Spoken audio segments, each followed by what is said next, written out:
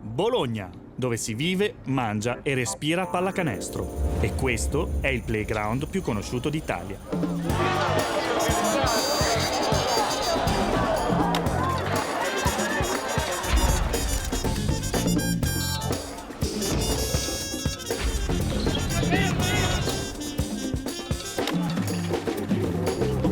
Da quando ho memoria sono innamorato di questo sport e in particolare mi ha sempre affascinato lo streetball, il gioco da strada.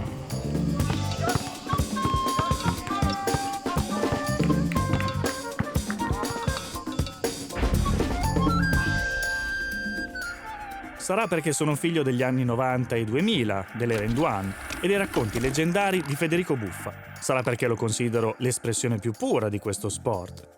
Ma una cosa è certa, al campetto succedono sempre le cose più incredibili. Hanno origine le storie più assurde, è dove nascono le leggende. Diamo un grande applauso per una leggenda di questo torneo, ma non solo, del campionato. Io sono cresciuto con l'End One, vedevo il video, prendevo la palla, andavo fuori al campetto e cercavo subito di ricrearmi la situazione che magari poteva fare Iverson o Skip to My Lou, insomma queste leggende del campetto.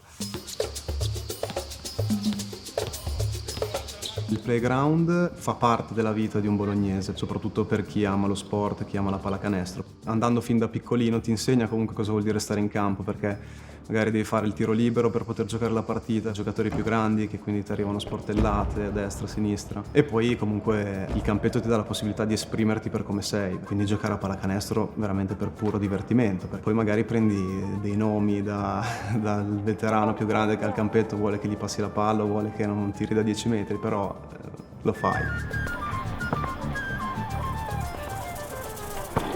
Ai campetti i giocatori imparano la loro essenza, cioè producono quello che sentono in loro. Se gli va di fare un sottomano da 5 metri, lo fanno.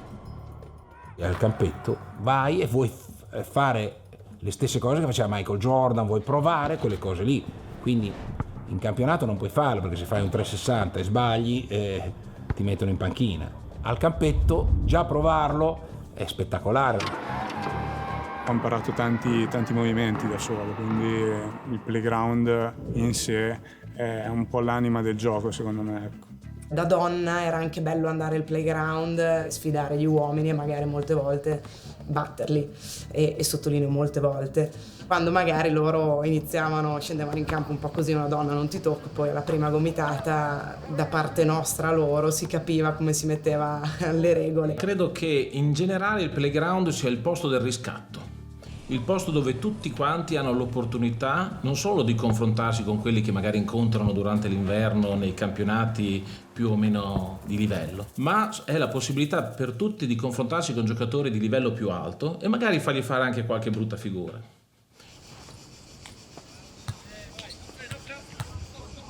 Il mondo playground si sviluppa a Bologna negli anni 70. È negli anni 70 che esplode la voglia di giocare per i ragazzini all'aperto.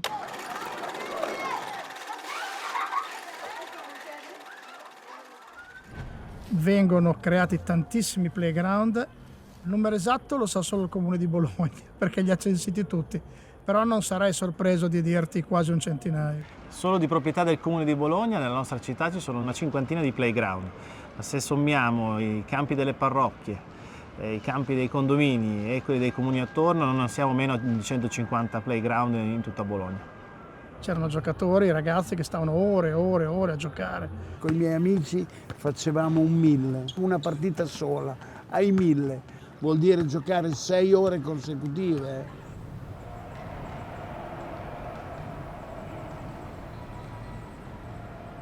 Il termine Basket City alle volte lo mutuo con la città dei canestri. La città dei canestri è la città dei campetti. È il campo del Meloncello, c'è il campo dei Giardinetti Fava, dappertutto ci sono dei campetti, in via Libia, c'è il campo titolato alla memoria del giovane Dordè dietro il Palasport.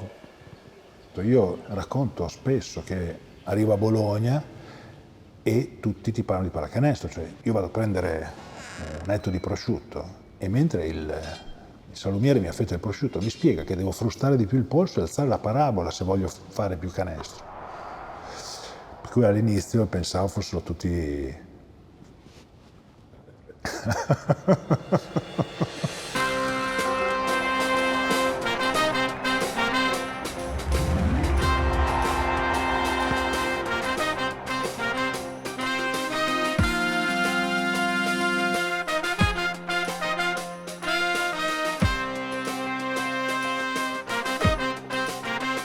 Ho avuto la fortuna di crescere in una città dove il basket è una religione. E proprio a Bologna, su quel playground più famoso d'Italia, esiste un torneo estivo che va avanti da oltre 40 anni. Considerato il secondo torneo all'aperto, maschile e femminile, più importante d'Europa, dopo Parigi, nonché, a detta di alcuni, il più longevo del mondo. Signore e signori, il torneo dei Gardens, come lo chiamiamo qui.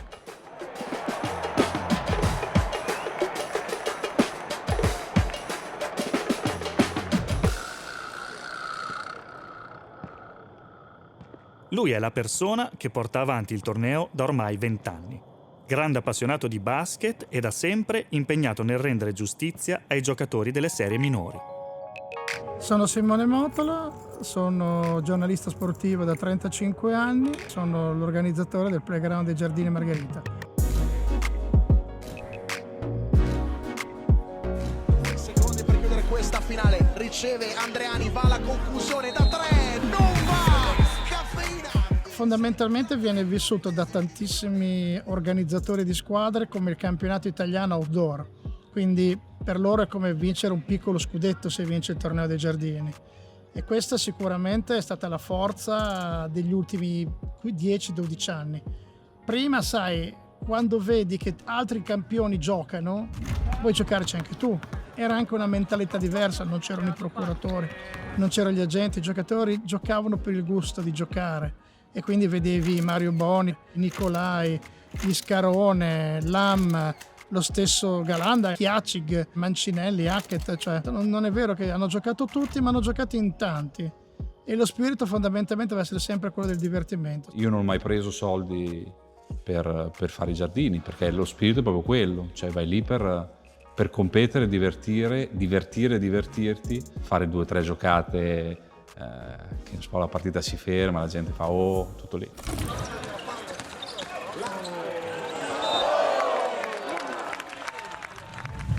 Ve lo voglio raccontare perché ha davvero dell'incredibile. Tutto parte dal periodo storico in cui è nato, all'inizio degli anni '80. E chi meglio di Giorgio Bonaga ci può descrivere quella Bologna? Siamo usciti dagli anni di piombo, si riacquista un po' di serenità. E in questo senso il torneo dei Giardini appartiene a questa ricerca di serenità. Questa è stata sempre la città più comunista d'Italia e quindi non poteva avere nel modello della società americana un punto di riferimento. Prende della società americana la cosa migliore, il jazz. Questa è la città del jazz europea, la pallacanestro, il baseball, il football americano. In qualche modo è una città che seleziona ciò che c'è di più gradevole in un'alta cultura, l'inclusione. E l'inclusione sai bene che vuol dire vieni e portami la tua cultura, non vieni e accetta la mia, che invece si chiama integrazione. Qui non vogliamo integrare, vogliamo includere. La pallacanestro dei Giardini è un segnale di questo straordinario meccanismo dell'inclusione che appartiene a questa città.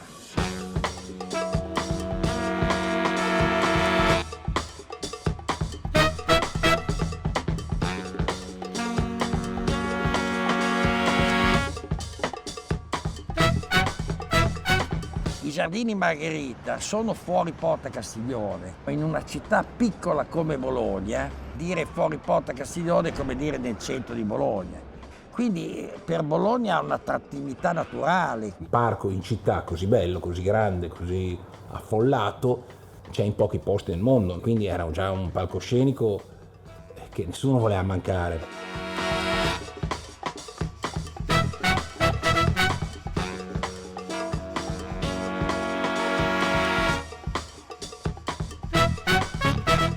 Io del torneo dei giardini ne sentii parlare quando arrivai qua a Bologna, avevo 14 anni e mi ricordo che verso appunto il periodo estivo c'era proprio eccitazione, no? Insomma, mi portava un po' a quell'idea di New York, del Rucker Park, dove gente era arrampicata sugli alberi, sui canestri, così, e vedere lo stesso lì a Bologna faceva impressione. Devo dire che c'è questa tendenza a portare dei paralleli.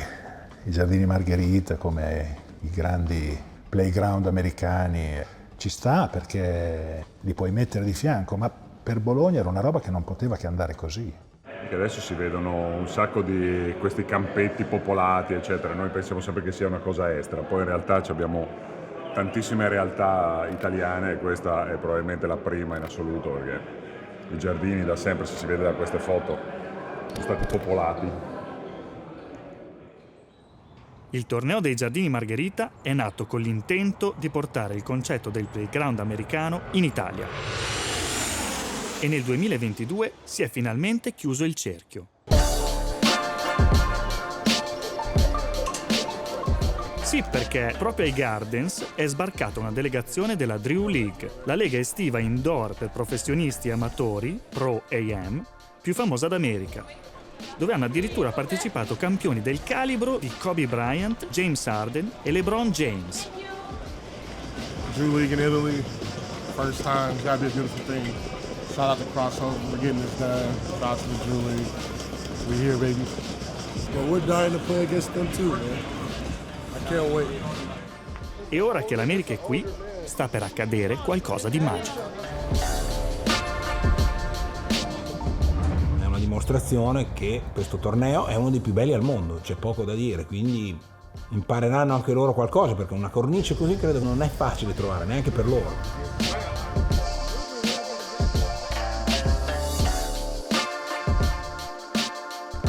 Io quando ho saputo che sarebbe venuta la Drew League al torneo, il mio primo pensiero è stato spero di giocarci contro. Qualche giorno prima, insomma, di partire, una settimana prima, anche LeBron fosse andato a giocarci, quindi dici ok, aspetta.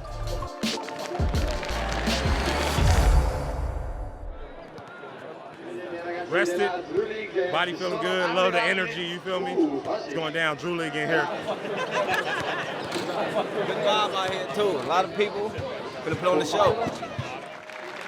Contatevi, siete oltre 3.000 questa sera, siete voi il porta. Vedere degli americani calcare i giardini, anche solo fare la ruota, per me che sono appassionato del mondo americano, ecco, è stato figo. Un ragazzino di 6, 7, 10 anni che vede l'americano che arriva, non lo sa ancora, ma per lui magari può essere una svolta nel voler essere un giocatore di pallacanestro, nel voler essere qualcuno anche solo nella vita. Penso che sia una bella cosa quella che hanno organizzato quest'anno. Il pensiero comune, insomma, di tutti, penso che fosse la squadra che va a sfidare contro gli americani farà da capro espiatorio. Ed era anche giusto farlo, secondo me, no? Qual è che parte 3 stocchi subito? Ferma un attimo. Bisogna però spiegare perché si è chiuso un cerchio. E per farlo vi voglio portare dentro uno storico teatro bolognese. L'Antoniano, conosciuto sì per il coro e lo Zecchino d'Oro, ma è proprio da qui che partirà l'intuizione che ha dato vita a questo leggendario torneo. Allora, io mi chiamo Massimo Romeo, adesso faccio il veterinario, ma in realtà sono sempre stato un appassionato di basket, a 360 gradi, anche se sono arrivato solo nelle serie minori come giocatore. Sono la persona che ha ideato e organizzato per un certo numero di anni il playground dei Giardini Margherita. Siamo qui all'Antoniano per un motivo abbastanza determinante per quanto riguarda il torneo. Cioè, il torneo è nato perché volevamo portare in Italia il playground americani. Fino agli anni 70 noi il basket NBA non lo vedevamo assolutamente, non c'erano filmati, non c'era niente. L'unica cosa che ci faceva sognare, fra virgolette, immaginare le cose, era una rubrica che c'era sui giganti del basket, che parlava appunto del basket NBA, per cui conoscevamo i giocatori tipo Dr. J e compagnia. Verso la fine degli anni 70, secondo me 78 o 79, una cosa del genere, fu promossa una serie di proiezioni nei cinema, mi sembra di ricordare delle finali tra Portland e Philadelphia, per cui c'erano come stelle principali Walton da una parte e il dottore dall'altra. Qui il cinema era assolutamente murato di persone, oltre i limiti della capienza, l'entusiasmo era assolutamente alle stelle e se ti capiterà di parlare con qualcun altro che c'era, dai che ti dirà le stesse cose. On May 22nd, the Portland Trail Blazers met the Philadelphia 76ers in the first game of the final round for the World's Championship. It was the first championship. Io ero uno di quelli che andava in Antoniano a vedere i filmati dell'NBA, poi i giocatori di quel tempo erano tutti molto da playground, hanno Julius Erving, Andorra, Cat Park, stavano sugli alberi la gente per vedere. L'idea è nata parlando fra amici al bar. All'epoca, sto parlando 81, parliamo del primo 81-82, cambia poco, c'era un grosso torneo a Bologna che era il Palio dei Quartieri, dove giocavano giocatori anche da fuori, tipo per intenderci Meneghin, Sacchetti e così via, e anche giocatori di serie minori, ma sinceramente così, giusto per fare comparsata. Non aveva senso partecipare a un torneo del genere, per cui ci venne l'idea di fare un torneo per noi, per divertirci. Prime edizioni, organizzazione, eravamo io e due Stefani, cioè Stefano Muratori e Stefano Dallara, che erano due ragazzi che giocavano, cioè perché all'epoca appunto noi giocavamo e organizzavamo, era fatto per quello, fondamentalmente per far giocare noi. C'era questo campo che era stato fatto da poco lì ai Giardini Margherita, grazie al famoso camion di asfalto della tangenziale dirottato lì per spianare e fare il campo. A Bologna negli anni 60 si fa la tangenziale e si fanno alcune uscite, per cui quando viene fatta una nuova uscita, siamo negli anni 70 dell'uscita Lame, dei camion di asfalto vengono dirottati qua, ai Giardini Margherita, e viene creato il primo campo in asfalto, perché il campo era in asfalto. Per cui noi chiedemmo il permesso al centro giovanile da cui dipendeva il campo di poter fare questo torneino.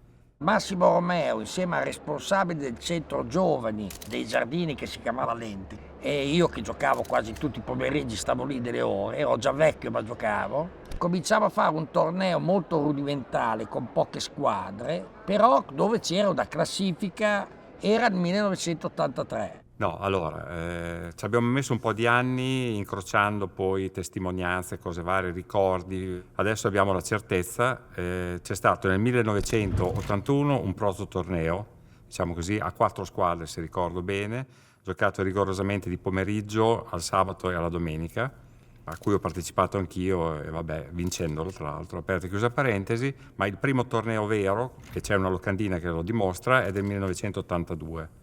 Dove le squadre mi sembra fossero già 8, c'era già un pochettino più di organizzazione, quindi 40 anni ci sono tutti, per cui ne sono certo nella maniera più assoluta.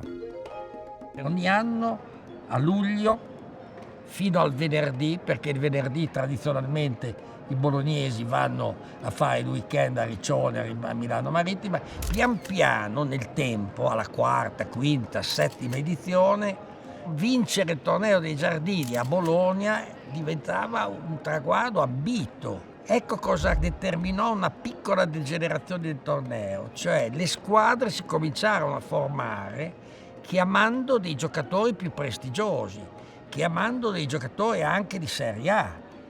Fra questi ricordo sempre Giacomo Zatti e tutti gli altri più o meno suoi coetanei che sono cresciuti insieme al torneo. Grazie a loro che sono rimasti affezionati, quando hanno cambiato società, sono andati in giro per l'Italia, hanno continuato comunque a suggerire ai nuovi compagni di venire a vedere com'era questo torneo, per cui sono arrivati veramente giocatori come, non so, mi viene da dire Nicolai, Boni. Perché dico c'è una divergenza? Perché secondo la mia personalissima opinione di allora era nato come vetrina per i giocatori minori, per dare un po' di visibilità loro. Tieni conto che dare visibilità loro voleva dire anche un po' incidere sul mercato dei giocatori minori.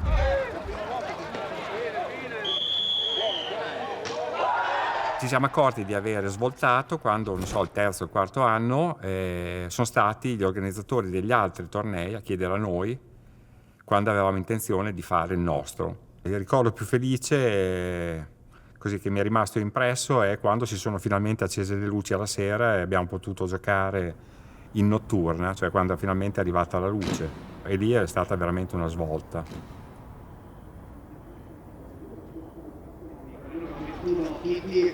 Beh, ormai l'avrete capito, è un torneo abbastanza particolare, nato in un periodo particolare e all'interno di una cornice particolare. Va da sé che non poteva che avere delle regole particolari. Buonasera a tutti, ben ritrovati al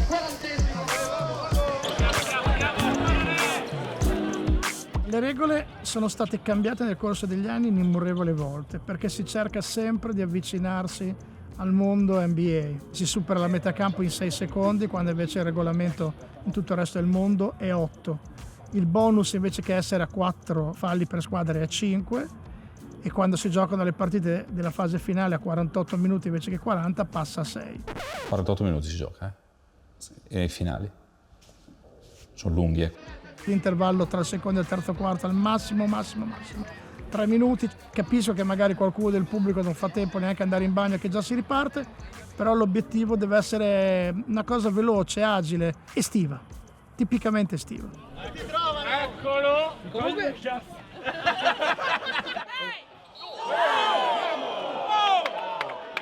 Pronto? Coccoli, sta perdendo anche stasera la merda, non so chi sei. Poi, se vogliamo parlare anche delle panchine, non essendoci riconoscimento, le panchine di Giardini sono veramente un potpourri di persone simpaticissime e devastanti. Il fatto che ci siano queste sedute promiscue ha creato negli anni, diciamo, qualche scompenso, e ne cito uno perché è doveroso. Abbiamo un supporter, il nostro primo supporter, ok? Quindi può aver rotto i maroni a tutti, ma poi ha fatto sorridere tutti. C'è stato un anno che purtroppo, siccome era dietro di noi, l'arbitro ha sentito 2 o 3 urli, 2 o 3 insulti, si è girato e quindi è stato il primo tifoso ufficiale a ricevere un tecnico. Ecco, scegliere la panchina diventa una questione piuttosto seria ai Guardians.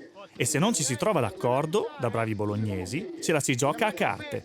Perché fondamentalmente c'è molta scaramanzia nel torneo. La leggendaria è la prima, perché non si era mai visto che si giocava la panchina a carte. Presero un tavolino da bar, lo misero a centrocampo, ogni squadra scelse un campione con Motola come arbitro e si giocarono la panchina a sbarazzino. Era scopa. No, quello della 3-7 è molto semplice. Giocavo a sbarazzino, io vinsi lo sbarazzino, vinsi la panchina e vinsi il torneo.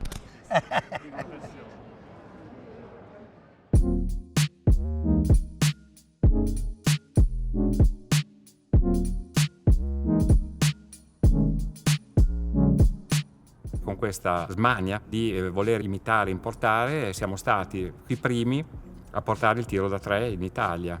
Ed venne messo a 6,5 metri. Poi piano piano si è spostato, non è perfetto. Se uno va là col metro vede che in alcuni punti è 6,90, 7 metri, ma anche questo per parte del torneo dei Giardini non può essere perfetto. Attenzione, che ha realmente rotto i ferri a Giardini Margherita. Ha tirato giù tutto, ferro no, ferro no, tabellone sì. La frase di Walter Bussolari che ripeteva ogni partita, si prega per gli atleti di non appendersi al ferro, nasce da un pick and roll giocato da me e Toppino quando giocavamo insieme a Mattei Plast. Evidentemente la struttura aveva già qualche problema perché lui schiacciò, si attaccò, ma non in maniera violentissima. Ho schiacciato, ho sentito il cedimento della struttura e non si è piegato il ferro, si è dissaldato il tabellone da dietro. E io, cioè, proprio la scena che io cerco di giustificare, mi ho detto, ma... Tra il pubblico c'era un saldatore professionista e ha provato a rimettere in piedi tutto. Quando abbiamo capito che era impossibile, la partita è stata rinviata e fa parte anche questa delle storie di 40 anni di playground. Avete chiamato voi il time out? Chi l'ha chiamato? Il giocatore? Time out al giocatore. Ai Giardini c'è la possibilità di chiamare time out in campo. Tutte le volte che c'era una palla vagamente vicina alla laterale, io speravo che arrivasse lì per poter prenderla e chiamare time out in campo. È vero che gli arbitri rimanevano un po' scioccati. A me mi è capitato qualche volta, dici time out, sì, chiedilo al tavolo, time out. Poi fai dei time out che sembrano, cioè, fa scappare da ridere. È vero, quindi facciamo un'ora di cazzo di lavoro, fatto bene, poi tutti... allenatore al torneo dei Giardini Margherita non conti niente e sono molto d'accordo. Un blocco! Oh! Rigore! Rigore! Lato debole, non staccatevi troppo presto, sennò si chiama zona. La zona è un modo di difendere in cui non c'è un accoppiamento sistematico tra uomo e uomo, la famosa difesa a uomo. Vietiamo la zona per rendere più spettacolare il gioco. L'uno contro uno è la bellezza della pallacanestro estiva, no? L'arbitro designato ai Giardini capisce che non si difende a zona dopo la terza azione perché non se lo ricorda. Arriva lì e la prima cosa che sente è Sono a zona, chi marca quello? No, anch'io, perché se no la faccio anch'io. Se si può fare 2-3 la faccio anch'io. è zona questa perché l'arbitro mediamente fa un po' difficoltà a capire che è una difesa a zona. Il regolamento dice che si può raddoppiare il giocatore in possesso di palla. Appena la palla viene scaricata il giocatore raddoppiato si deve allontanare. Ma possiamo dire, ma liberalizziamo la zona! Simon, ma vedi che si può difendere la zona, vedi che tutti sono non capiscano un cazzo di pallacanestro. Io mi chiamo Alessandro, faccio questa attività da diverso tempo e gli arbitri sono quelli che giocano in un ruolo diverso sostanzialmente. Sarebbe un gioco bellissimo se non ci fossero gli arbitri, cazzo. A sedere qui pezzo. Beh, questo lo pensano tutti, forse lo pensiamo anche noi. Gli arbitri purtroppo, qualcuno diceva, sono un male necessario.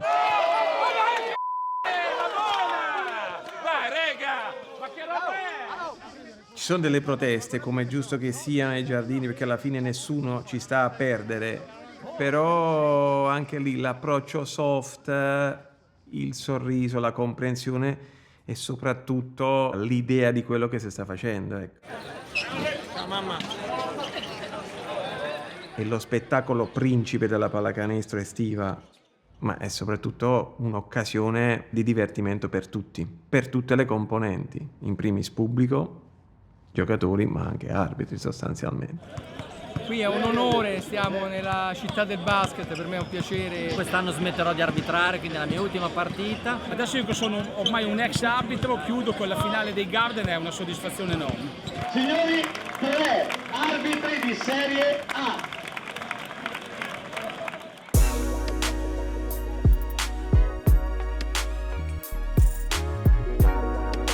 Come per altri tornei diventati leggendari in tutto il mondo, anche qui la ricetta è simile. Si possono vedere ottimi giocatori delle serie minori o i cosiddetti eroi di quartiere sfidare campioni di Serie A o addirittura NBA.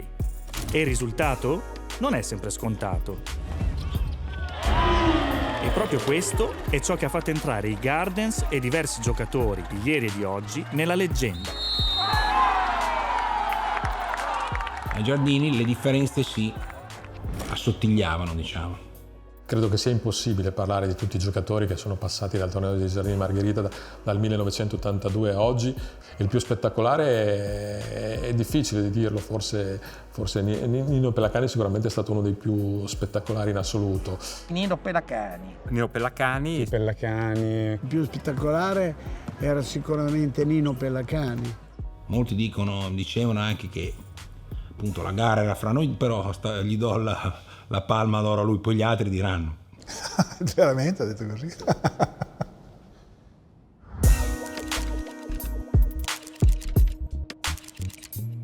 Mi chiamo Nino Pellacani, ho 60 anni, ho giocato 14 anni in Serie A, ho vinto 3 volte il torneo dei Giardini Margherita e uno scudetto. Perché Nino qui ha fatto delle schiacciate, ragazzi, saltava 1,5 metri. Per una schiacciata potevo fare anche il quinto fallo. Valeva la pena. Giocavo in Serie A, sì, ma lì mi divertivo. E ho sempre avuto la fortuna di fare quel torneo con degli amici. Qualunque contratto dice sempre no, devo fare i Giardini Margherita. Voleva quel permesso lì. Mi ricordo benissimo che Nino Pellacani riporta come ricordo più importante il vittoria del 3 tornei dei Giardini rispetto a uno scudetto vinto da protagonista con una Treviso magica del Negro e Cuco Cerusconi. Io ho iniziato a 7-8 anni, tutti i giorni, tutte le estati, tutti gli inverni, a non studiare e a giocare a basket. Quindi sono venuto su nel campetto, copiavo gli altri giocatori come facevano, si imparava a vista, no? Quello più bravo a tirare. Il Giardini era il passo successivo. Ho vinto un paio di volte il miglior giocatore del torneo. E il torneo l'ho vinto 3 volte, mi sembra. I giardini per me sono nati con Jack Zatti, come tutta la pallacanestro. Aveva il numero 9, era il mio vicino di casa, e quando ho cominciato a giocare ai giardini lui si era già ritirato. Ci sono delle chicche che mi ha insegnato, innanzitutto che l'unica partita che conta è quella delle 10. Si arriva tardi, cioè quando gli altri hanno già cominciato la ruota, tu devi essere ancora lì che parli con la gente, gli amici, poi ti accorgi che devo giocare e cominci la ruota, come dire vabbè adesso tanto io posso permettermelo, no? Però mi ricordo c'era Nicolai nell'altra squadra e io sbavavo perché volevo giocare contro un giocatore di A1 e pian pianino magari diventi tu quello che arriva tardi al riscaldamento e sono magari dei giocatori di Serie B, di Serie C o di A2 che dicono oh guarda c'è anche l'Amma, adesso vi faccio un culo così, perché io dicevo ok adesso io sono in nazionale, adesso io ti faccio vedere perché sono in nazionale, ti faccio vedere perché giochi in A1 e tu no, ed questo è tutto quello che è la sfida al campetto, quindi è molto democratico anche i giardini, devi impegnarti perché sennò fai una figura di merda.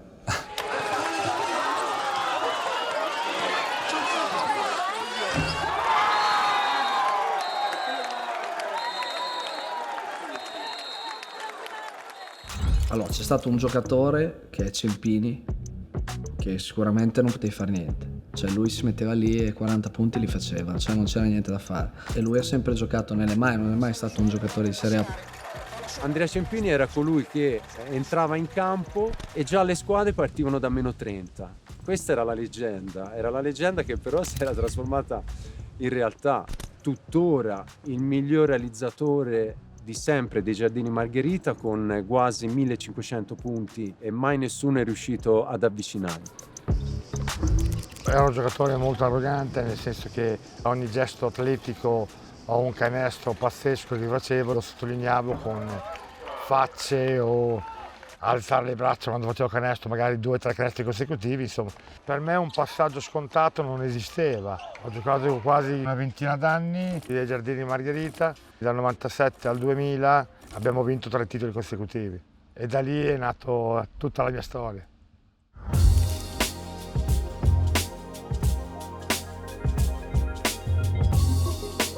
Andrea Tassinari è sicuramente il funambolo, diciamo, di questi ultimi anni. È un giocatore molto spettacolare, molto forte in 1 contro 1, buon tiro da 3 punti. 8 edizioni direi, ho 26, forse 9 perché ho iniziato quando ne avevo 16-17 secondo me. Sicuramente faccio fatica a trovare qualcuno che in questi anni che ho giocato che abbia più creatività di me. Poi domani si sveglia uno di 15 anni e mi fa il mazzo tanto, quindi il giocatore forte, ti dico uno che subisco ogni anno quando ci giochiamo contro, ti devo dire Sanguinetti. Sono Giacomo Sanguinetti, ho partecipato a 6 edizioni del Torneo dei Giardini, 5 finali, vinte 3, perse 2. Con Tasso è sempre bello giocare, perché comunque è un giocatore forte e poi si vede che è un giocatore che è da campetto. È sempre super difficile giocare contro chi ha Tasso in squadra, ecco. Stando a quanto detto da Walter Bussolari, sono il giocatore con più presenze nella storia dei Giardini Margherita. Il mio ricordo dei Giardini era i miei genitori che mi portavano a vederlo da piccolo, mi appoggiavo lì sulla collinetta. Probabilmente ero uno dei pochi ragazzini di quell'età che, oltre a conoscere giocatori NBA di Serie A, conosceva già giocatori di Serie B, di Serie C, tutti. La voglia che ha di calcare quel campetto è allucinante. Sono Matteo Montano di Bologna, Bolognese Doc. La prima edizione l'ho fatta che avevo 18-19 anni, dove ho vinto miglior giovane.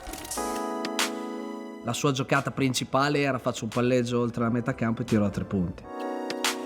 Mi piace divertirmi sul campo da basket e vedere magari che quella cosa si può fare con un po' più di spettacolarità oppure comunque si può fare a mio modo, che è solo mio. Diciamo che per giocare ai Giardini Margherita devi essere un giocatore scaltro. Eh sì, perché al campetto, così come al torneo, mentre si gioca, si parla e si dice di tutto per cercare di innervosire l'avversario. In campo come sugli spalti, che tra l'altro sono a 1 metro dal campo. Così hai detto Nazareno. Sì, si può dire.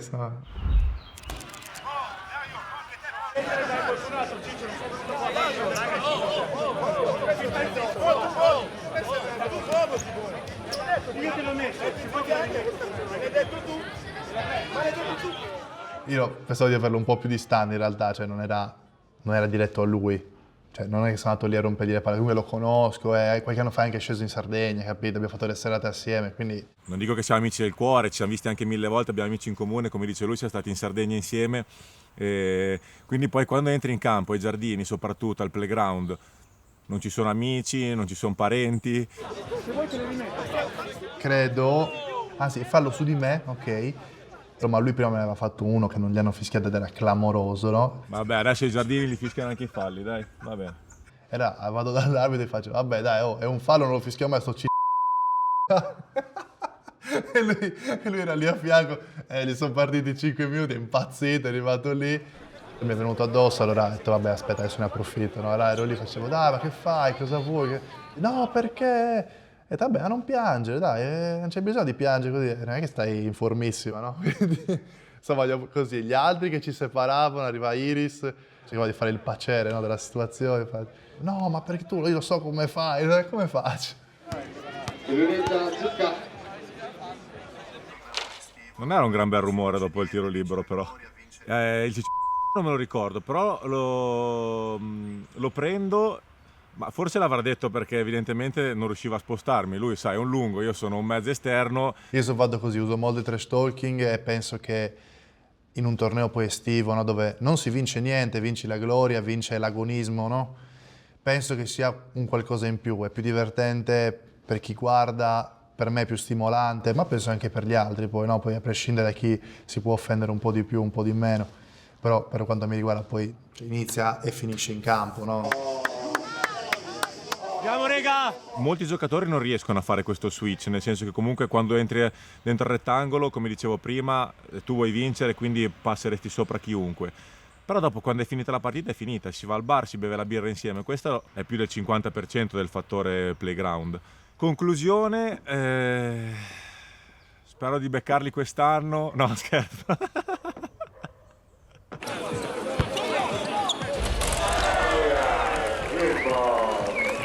Sicuramente per giocare in questo torneo ci vuole molta astuzia, atletismo e tecnica, ma anche tanto cuore, talento e voglia di rivalsa. Qui ne abbiamo un esempio inequivocabile, conosciuto e rispettato da tutti, il tatto. Bisogna citarlo il tatto e intervistarlo. Presente.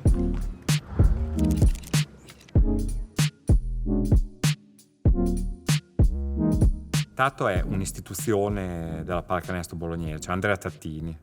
La sua storia è una storia particolare perché lui ha diabete giovanile, per cui secondo i canoni dell'epoca non doveva arrivare a 30 anni. Tu avevi questo soggetto che a dicembre girava, aveva i capelli biondi lunghi fin sulle spalle, con la camicia, in camicia aperta, prendeva su, all'epoca aveva un Kawasaki 500, così. Non so se è il diabete, però non sentivo il freddo. Proprio non lo sentivo, a me dava fastidio la roba addosso. Il torneo se l'è fatto praticamente tutto, un anno gli abbiamo regalato anche un bastone della vecchiaia. Ce l'ho come una reliquia, ce l'ho ancora in casa. Più mi volevano intestare il campo, poi Botola mi ha detto che andava fatto solo postumo, dico, ma secondo te io mi suicido per avere il nome del campo? Non mi sembra il caso. Il tatto era il vero cavallo matto dei giardini perché c'era, faceva, brigava, andava, tornava, saltava. Io sono 1,83, ho le mani grandi, tenevo in mano 2 palloni, andavo su, prima schiacciavo il sinistro e poi schiacciavo anche il destro, ma sai quante volte sono scarabattolato per terra? Il pallone per me era... Con tutto questo talento diventa difficile decidere chi sia stato il giocatore più rappresentativo del torneo. Ha avuto tanti protagonisti diversi. Ovviamente il più forte rimango sempre io. con umiltà, C'è chiaramente. stato anche chi è stato meno umile di così, Sì. senza dire no, non è vero, no, è vero, sono stato per dirlo. Il giocatore più forte dei Giardini Margherita, secondo me, ero io. Era questo il discorso. Musco ha fatto bene Giardini perché giocava con me, cioè tanto per intenderci, capito? No, non penso di essere stato il più forte, però ce ne sono stati di forti.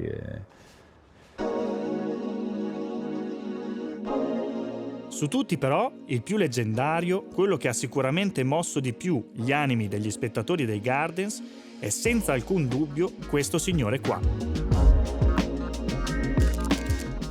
A mio parere il giocatore più forte che sia mai passato sull'asfalto, sul cemento, sulla resina ormai bisogna dire, del playground dei Giardini Margherita è Michael Ray Sugar Richardson. Sicuramente il più importante credo sia stato Michael Ray Sugar Richardson. Sugar Ray Richardson. Il giocatore si chiama Sugar Ray Richardson.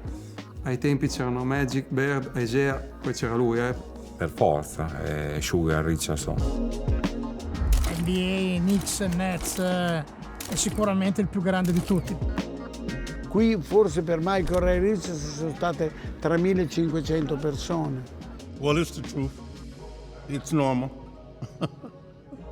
Parliamo di leggenda, ma leggenda non è perché ha dominato in campo e fuori dal campo tutto quanto a Bologna, quindi però non ho avuto l'opportunità veramente di viverlo e quello mi dispiace perché mi hanno detto tutti che è stato veramente forse il più forte americano che ci sia stato in Italia. Quando Messina metteva in panchina Sugar, io, Giorgio Bonaga, smettevo di guardare la partita e guardavo la panchina. Questo per dirti cosa ha suscitato. You know what? Every time I come back, it's the same. Thank you. Sugar Ray sempre con.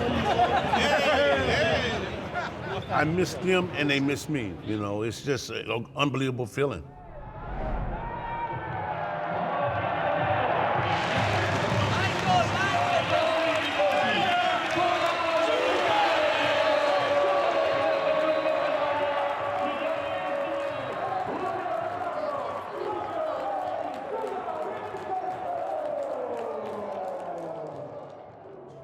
I remember when I first came here, Virtus had a 6-year span where they had 6 years of losing.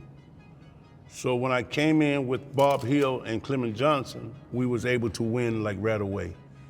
It was like the Showtime in Los Angeles, but it was the Showtime in Bologna. And I was the show. They opened their arms to me. It was like home.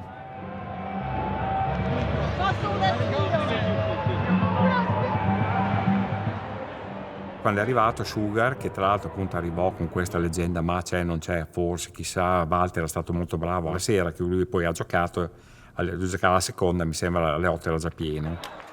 You know, it was a great opportunity, getting a little bit closer to the fans that you never have a chance to meet. You know, playing outside is a little bit different than playing inside. I remember one thing, that the floor was really, really slippery. Guys were just sliding around, but it was a lot of fun.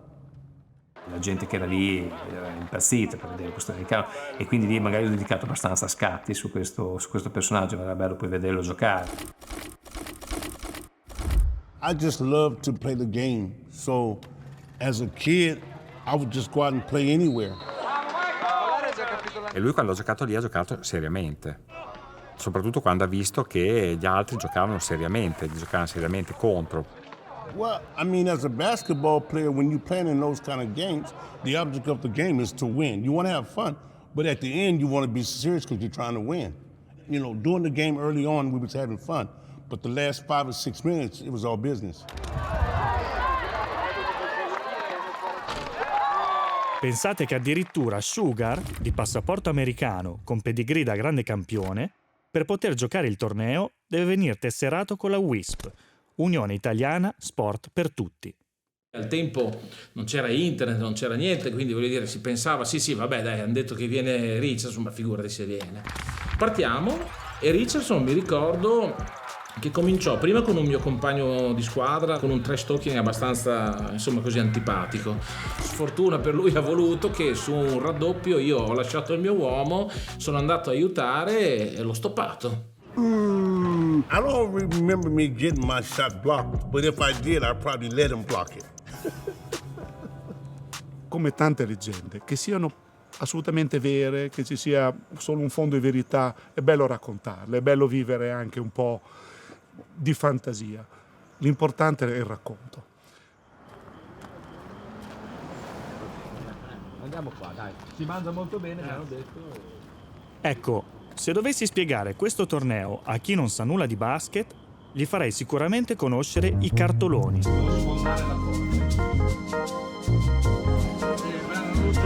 Perché nessuno ha interpretato meglio di loro lo spirito che ha reso questo campo il campo dei miracoli.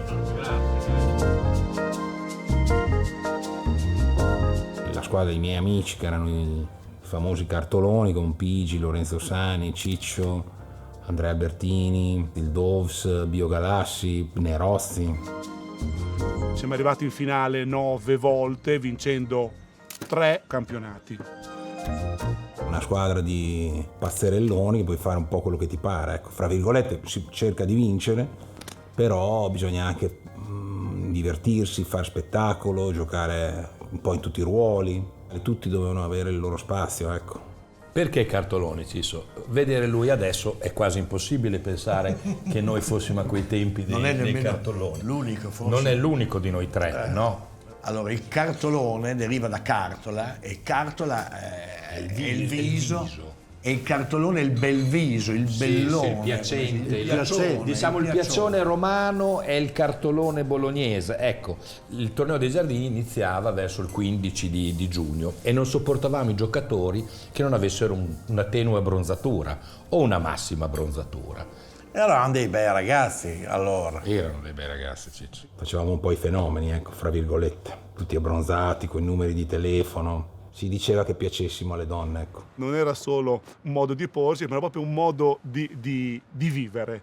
Era un modo anche di giocare. Il contropiede, i primi alley-oop, insomma ci si cercava di giocare soprattutto per lo spettacolo. Si gioca solo per il pubblico. Potevano accettarmi 1 o 2 al massimo dei giocatori amici miei di Serie A per rinforzarci, ma la squadra doveva rimanere sempre quella era l'idea. I concetti base erano 3. Sì, sono 3. Quindi. Vietato tirare da 3 punti. A, B e C. Correre e 1 contro 1, giusto? E dare la palla al Ciccio. Questo era fondamentale, se non riceveva la palla un'azione ogni 3, sbuffava, tornava indietro e diceva non capisci un cazzo.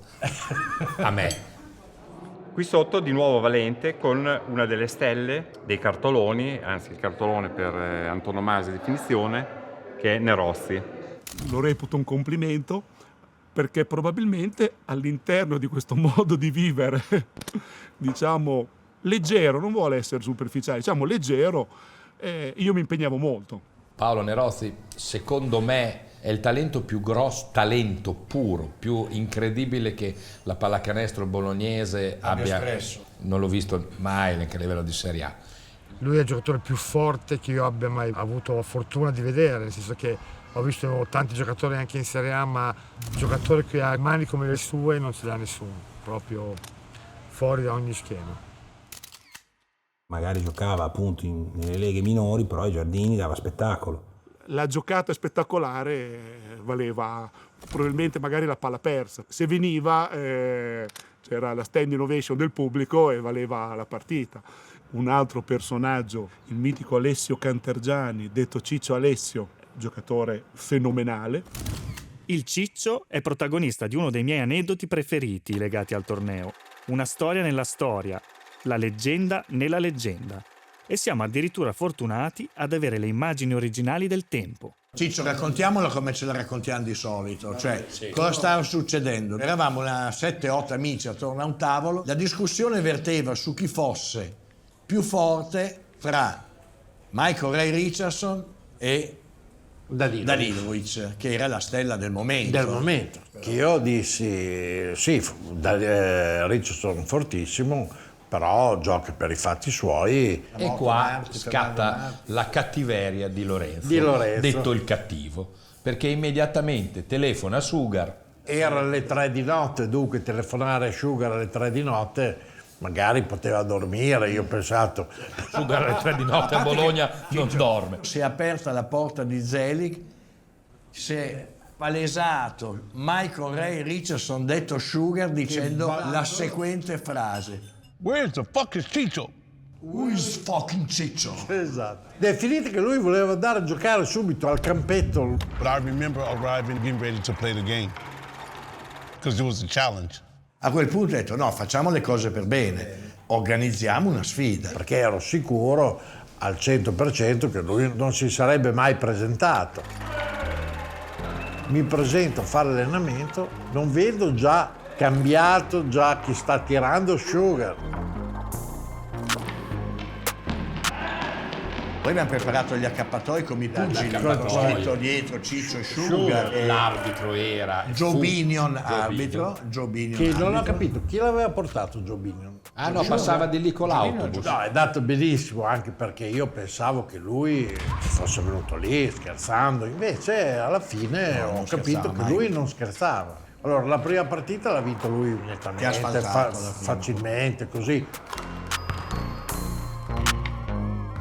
La seconda, io ero avanti di 3 o 4 punti.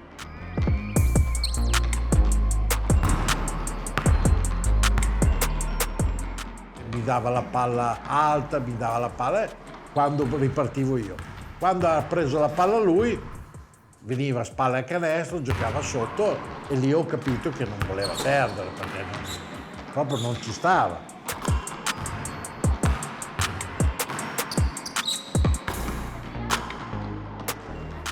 E alla fine ha vinto lui, come giusto che sia. È diventato un piccolo momento storico. Cool, sì, è stato divertente, dai. Sugar è sempre un piacere.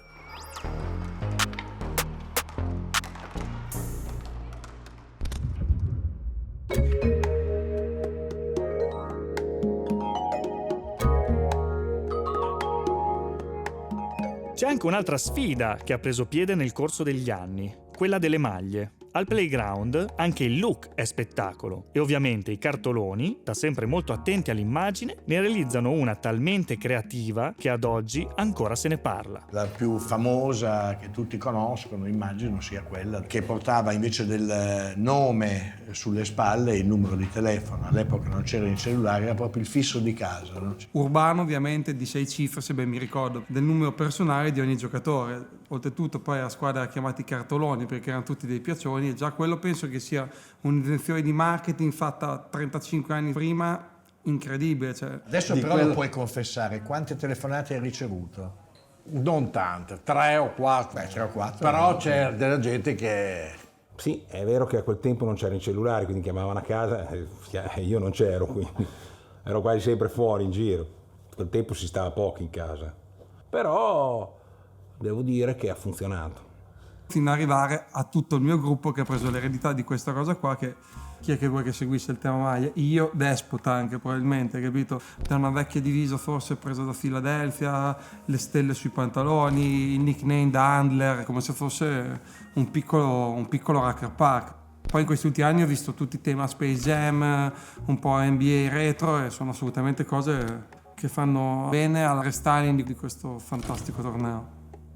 Anche per noi avere le maglie belle o comunque starci dietro noi in prima persona è sempre stato di nostro grande interesse. Ai Giardini diciamo che è venuto fuori tutta la nostra creatività, fantasia o voglia di andare anche un po' oltre, diciamo così. La gente voleva le nostre maglie, quindi si è accesa una lampadina, ovvero produciamone di più, vendiamole e devolviamo il ricavato in beneficenza a un'associazione che ci ha accompagnato contro il tumore nelle donne. Aspetta, ce l'ho io. Visto che noi siamo fighe, vecchie e più furbe, c'è un simpatico schema Mario, che è la nostra rimessa dal fondo. Le Belle Comode, che sono la squadra che hanno fondamentalmente lanciato il torneo femminile negli ultimi anni, sono dal mio punto di vista le cartolone del XXI secolo. E mi viene da dire che è quasi una responsabilità a questo punto, perché bisogna confermarsi e mantenersi ogni anno, perché loro l'hanno sempre fatto. Mi è parso sul serio di vedere lo spirito come veniva interpretato agli esordi. Cioè gruppi di amiche che hanno anche il gusto di farsi, non so, le maglie tigrate, l'allenatore con la divisa con scritto coach, l'altra con dietro con scritto assistant coach, l'altra ancora con scritto aiuto dell'aiuto. Poi, detto ciò, però si sputa sangue.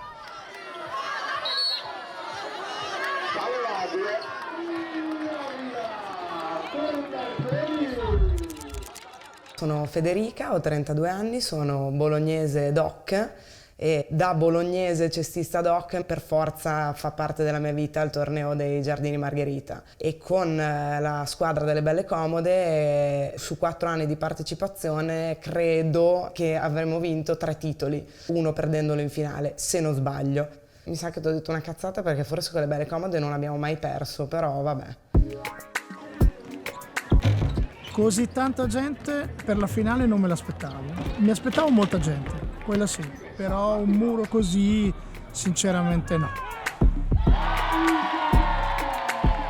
Vedere questo muro di persone è stato un sogno, comunque dare la soddisfazione anche a chi ha creduto che il basket femminile potesse dare spettacolo. Così è stato e speriamo che si sia sfondata un po' una barriera. Allora, loro si sono allenate, si sono organizzate, hanno Mario Borghi con la patente nazionale, la patente nautica, però a loro manca... Noi, manca noi!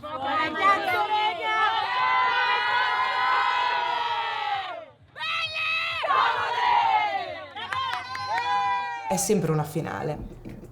Anche se è il torneo, se è divertente, la partita era tosta, la squadra che affrontavamo erano più anni che cercava di toglierci il titolo. C'è stata una serata clamorosa del nostro capitano Matilde Dallaglio.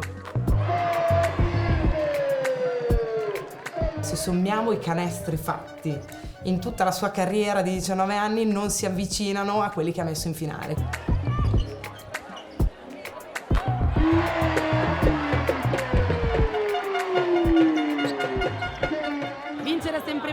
Vincere in questo contesto ancora di più, vincere in questo contesto con questa gente ancora di più.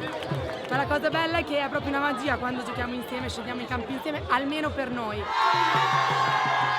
La città di Bologna è unica, dove puoi vivere questa realtà. Io che gioco in qualsiasi palazzetto d'Italia, forse così tanta gente non l'ho mai vissuta, quindi stupendo. 40ennale, ma per noi è anche terza coppa, per me è un'emozione incredibile. Giocare con le mie amiche! Coach, ma brava! Vuoi dire qualcosa? È possibile, ma questa squadra è formata da giocatrici di A1, ma anche da ragazze che non giocano da 2 o 3 anni, mamme con figli, professioniste che non hanno più tempo di allenarsi. Per noi questa è un'occasione per stare insieme ed è ancora più bello in questa cornice. Per la prima volta una finale femminile con 2000 persone, forse di più, non lo so. Non potrei essere più felice di così. Adesso, come direbbe la Petava, andiamo a fare la cosa che ci riesce meglio, cioè festeggiare. Sì,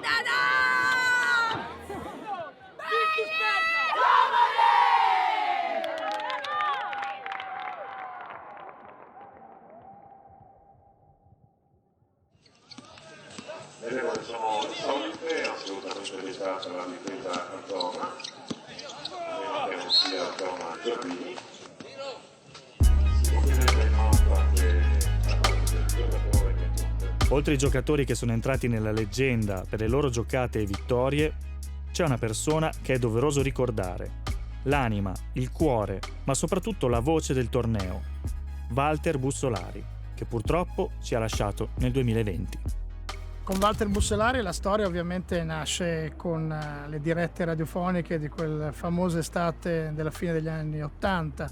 Venne da noi il direttore del centro, che si chiama Luciano Valenti, si sa c'è questo ragazzino che ha voglia, gli è un appassionato di basket, fa delle radiocronache. Io Walter gli dicevo: guarda, adesso questo è l'angolo del campo, tu ti metti qui, fai quello che vuoi, basta che non stai nel mezzo. Tiravo la prolunga, l'attaccavo a questa macchina valigetta infernale, la chiamavano, e facevo con le mie cuffie le radiocronache. È nato un rapporto di amicizia, di fiducia, e che è terminato praticamente con la sua morte nel novembre del 2020, quindi 30 anni di storia bellissima, e se no poi mi metto a piangere, meglio di no.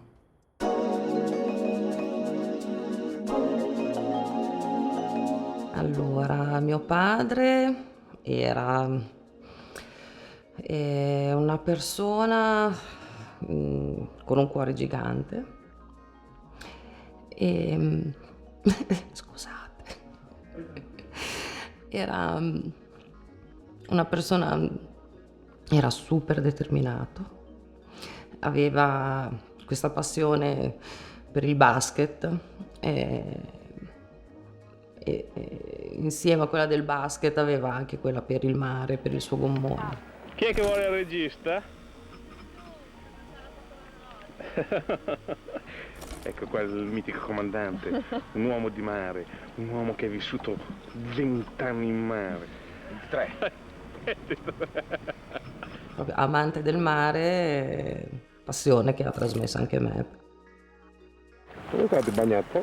Freddo, congelato. Si può chiedere time out anche da parte del giocatore che è in possesso di palla. Walter Bussolari è The Voice, aveva questa voce clamorosa. Passare 17-18 serate in mezzo a tanti amici, vedere dei giocatori incredibili che in campionato giocano in una maniera qua, decuplicano le loro forze e fanno delle robe veramente stupende. Riusciva sempre ad avere la meglio sulle varie situazioni di tensione che c'erano. Senza bisogno di urlare, senza bisogno di usare fischietti o cose di questo genere. Quindi bisogna veramente dare atto che era uno speaker di un livello molto molto alto. Nonostante mio padre amasse il contraddittorio, però come diceva qualcosa lui, tutti ok, posto. Lui tra l'altro aveva una grossissima esperienza perché è stato speaker al Palazzo dello Sport, segretario anche della Fortitudo, se non ricordo male, nonostante credo sia assolutamente stato sempre virtuosino. Chiamato oltretutto dalla Fossa. Dotato di abbastanza ironia per proporre anche delle enormi stupidaggini che peraltro spesso venivano prese per buone. Non erano assolutamente vere. Se qualcuno fa l'agente immobiliare, cioè Divac che sta cercando casa a Bologna, quindi oltre a dare la notizia in sé, proprio chiedeva anche la partecipazione del pubblico a volte. Questo per me vuol dire Giardini Margherita, vuol dire playground. Abbiamo fatto questa partita di beneficenza nel 2018, ma hanno cambiato, lui mi ha dato il microfono e secondo me lui voleva proprio che dicessi quella cosa lì. Comunque deve dire qualcosa al microfono, perché io ho giocato 20 anni da professionista solo per prepararmi a Torneo dei Giardini. Grande Davide, grazie di tutto, Davide. Il commento quasi sempre arguto, sagace, divertente di Walter Bussolari è stato una valenza del torneo, cioè non è stato un elemento secondario del Torneo dei Giardini. Credo che questo sia talmente vero che Walter ha segnato che era impossibile che non li intitolassero il Torneo dei Giardini, che Simone Mottola onestamente non si sentisse orfano, lo vedi quando gli parli di Walter. Ma soprattutto il lustro l'ha dato chi ha gestito dal tavolo e non solo il torneo fino al 2019. Quindi un grande applauso per Walter Bussolari.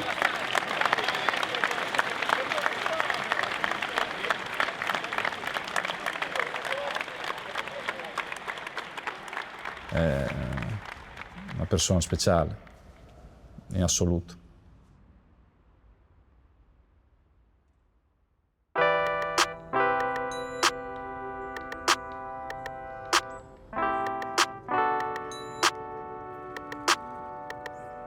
È surreale, perché su questo campo ci si emoziona per le giocate, si ride e si scherza moltissimo. Oh, pensa a te, un nano da giardino che vuol pensare di vincere contro di me. E Gongulo che mi vuol battere, pensa. Però una birra la andiamo a prendere. Dopo la andiamo a prendere.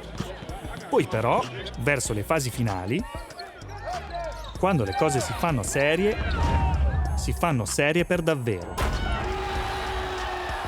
E tutto cambia.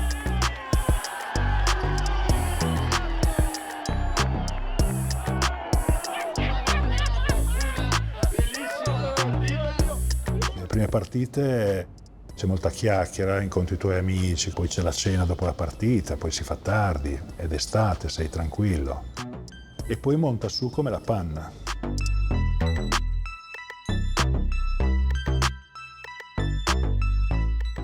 poi arrivi alle partite che contano, dove c'è sempre più gente, e chiaramente questa cosa mantiene perfetto l'equilibrio. Mi sto divertendo, sono con i miei amici, però adesso cerchiamo di fare sul serio perché il pubblico lo richiede. Quando arrivi in finale c'è proprio un'atmosfera unica. Vedi queste 3.000 persone intorno al campo che si esaltano per ogni giocata e senti proprio l'emozione delle persone. Per cui è bellissimo. A proposito di fare sul serio, avevamo lasciato aperta la partita con la Drew League. Amici del torneo dei Giardini Margherita, la 40ª edizione, gli americani della Drew League in questo quarto di finale, tanto spettacolo, grande attesa in una serata che rimarrà nella storia non solo di questa città ma anche della pallacanestro italiana. La Radio TV non rende un'idea di quanta gente ci sia, si parla di oltre 3.000, non sappiamo se sia un record. Senti che energia, Gio, che c'è qua attorno a noi, c'è tanta attesa, c'è tanta voglia di vedere questa squadra all'opera. Eurostep! Fantastico! Cortisoles! Carter è già entrato nell'atmosfera dei Giardini! Carter sicuramente ha segnato 39 punti, un 2,10 m di 150 kg che si muove così, con quella mano lì, sicuramente è un giocatore con un talento incredibile. Se si accendono è un casino, 4 contro 2! E c'è il canestro! Dopo l'ha mancato per un soffio! Come ci si aspettava, gli americani sono partiti fortissimi. Bomba! Eric Williams! Tripla del più 12 ai Gardens! Però i ragazzi di Ciaccio avevano un'idea un po' diversa di come sarebbe dovuta andare questa partita. Lo cancella! Ora Williams! Il Ciaccio Team è una squadra. Giocano insieme da tanto ed è proprio questo che stasera può fare la differenza contro lo strapotere atletico degli americani. Poi applichiamo in campo energia e testa. A metà del terzo quarto chiamiamo l'ambulanza.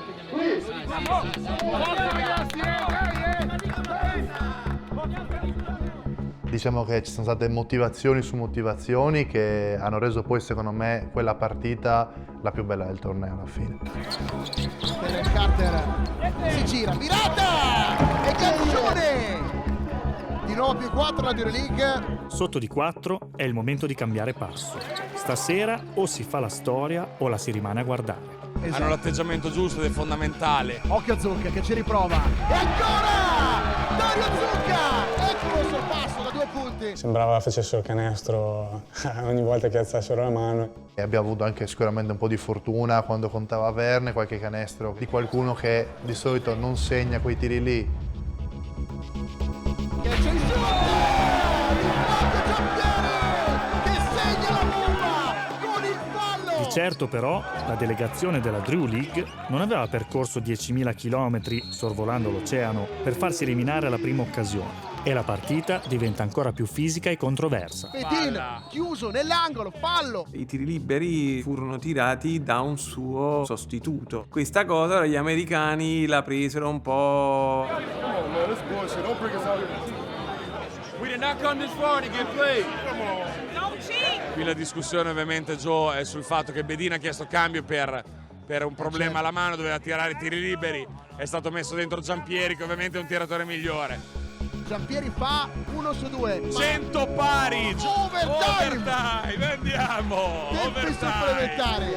We gotta get a little bit better officiating too. They're doing the best they can, but they're getting a little home cooking for the other side though. It's okay, we know we out of town though. It's okay.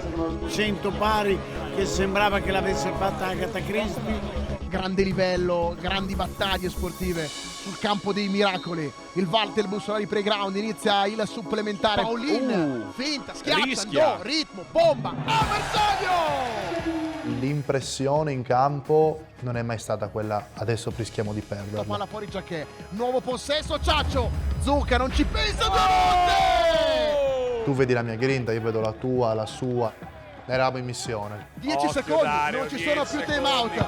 New Williams palleggia a tutta velocità. Va alla conclusione. Sbaglia, rimbalzo. Qui scamper, Finita! Finisce! È finita!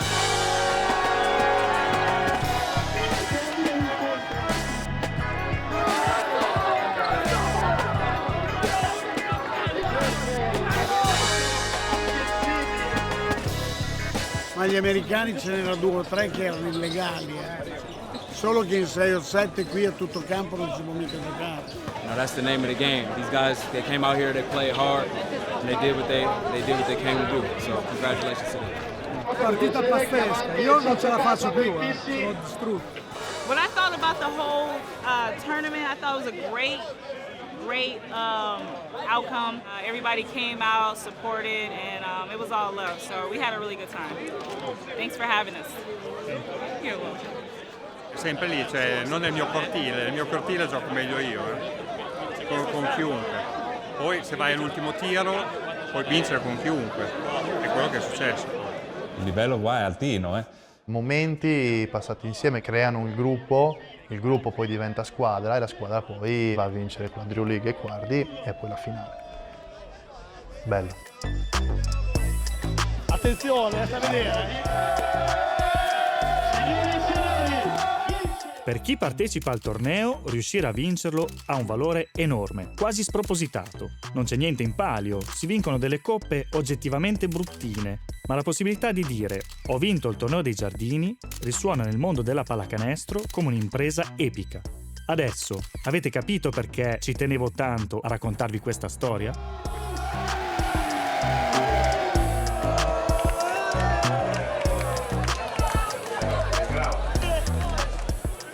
Bellissimo tutto ciò che succede ogni anno e sto già pensando a quest'altro anno io nel dubbio, quindi next year.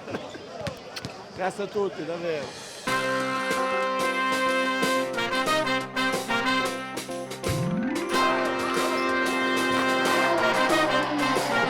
È diventato una manifestazione non soltanto famosa a livello italiano ma anche a livello internazionale.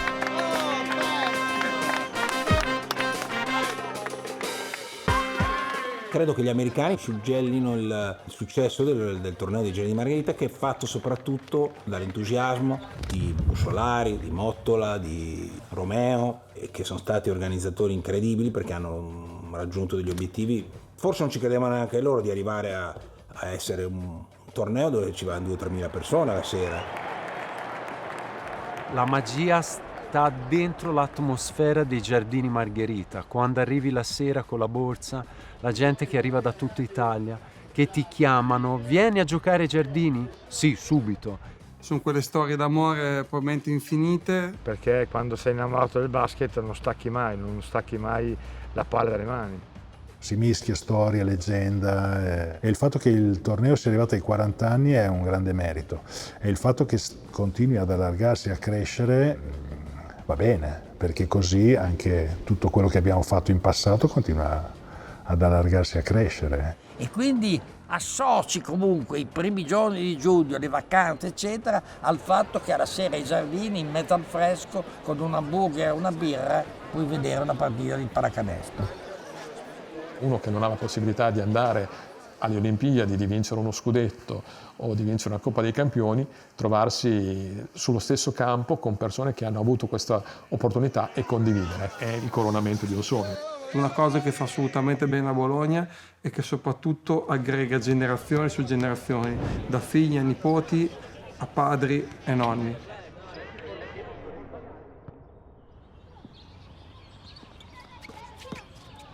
È dall'asfalto che nascono i sogni di chi vuole diventare un giocatore di basket.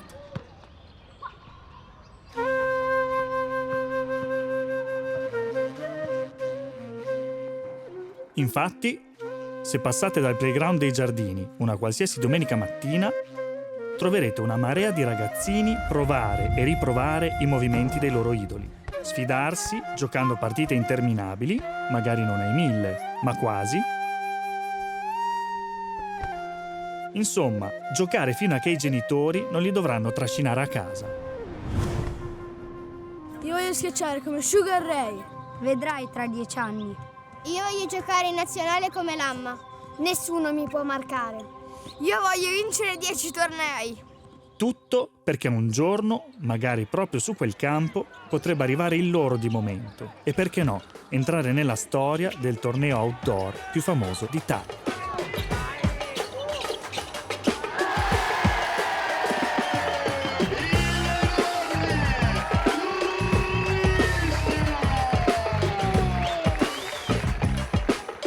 Spero in futuro di trovare qualche altro Nerozzi, qualche altro Ciccio Cantergiani e chissà, qualche altro Davide Lamma, che dice di essere uno dei più forti di tutti i tempi dei Giardini.